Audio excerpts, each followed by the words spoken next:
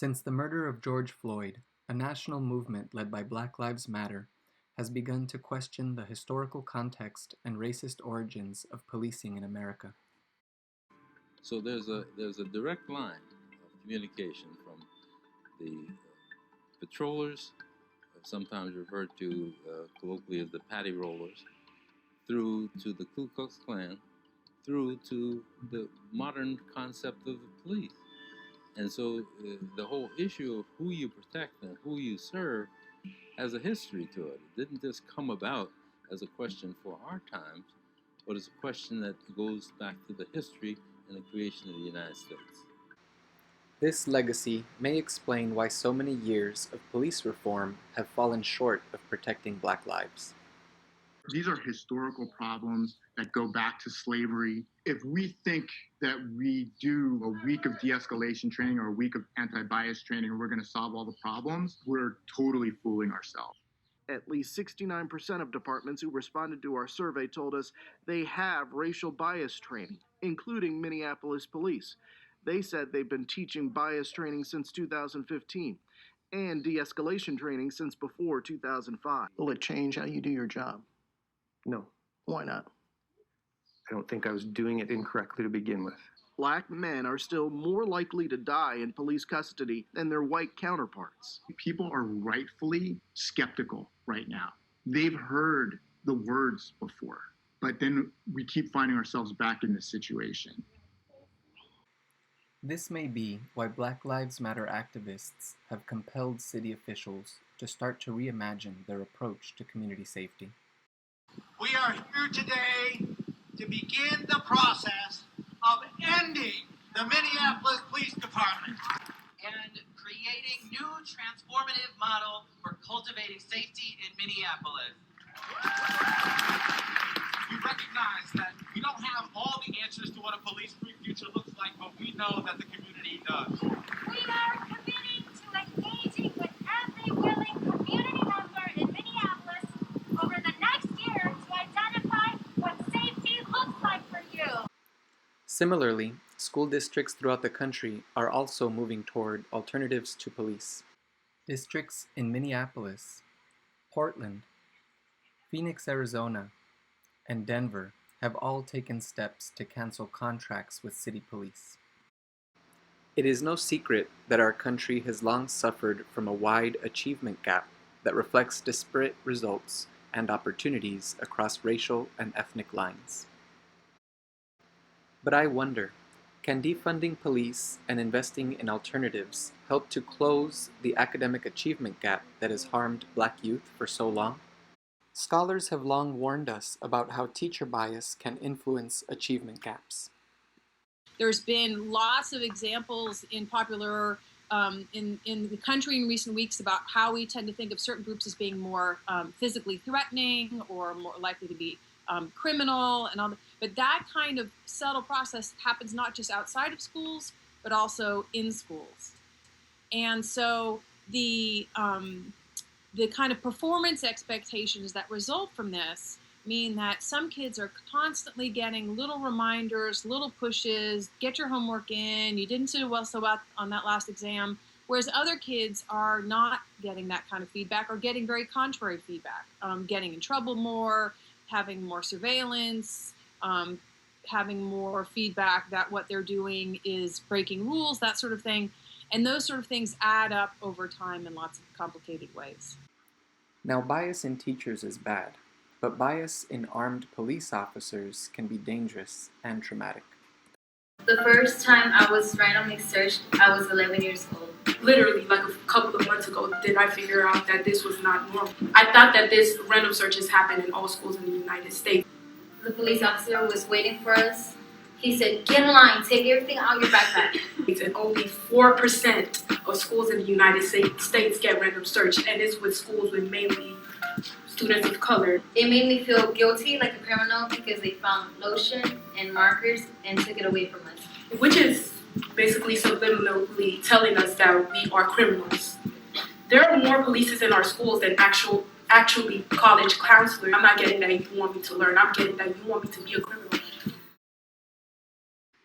So how did we get to a place where so many young people are more likely to run into a police officer on their school campus than a counselor. But what's ironic about those school shootings, which gave birth and advent to the zero tolerance policies, is that most of those shootings occurred in suburban communities.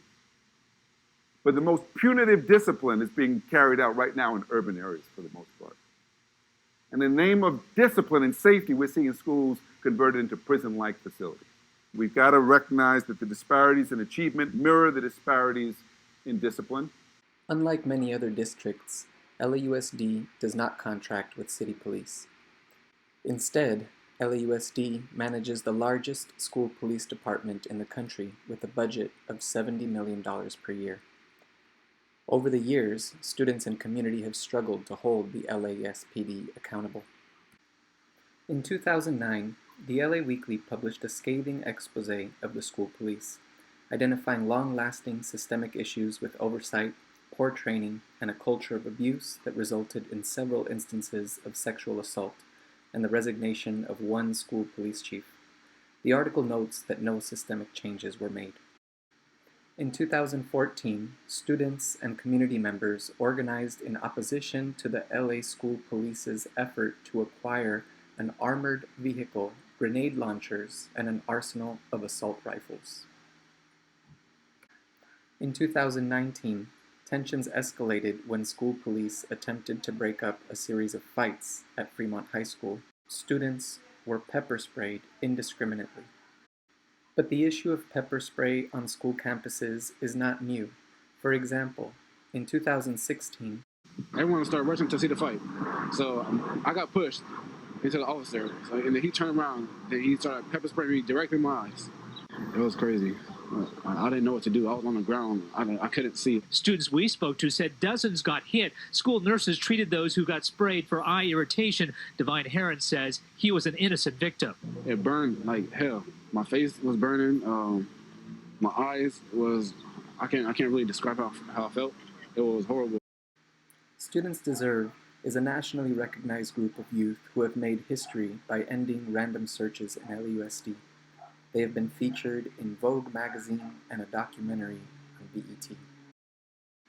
This year, Students Deserve announced their new campaign to end the use of pepper spray on school campuses. After conducting their own investigation, students have determined that police have pepper sprayed students on LAUSD campuses at least 5 times this year. Now that a national movement to defund police is spreading throughout the country, Students Deserve is aiming higher.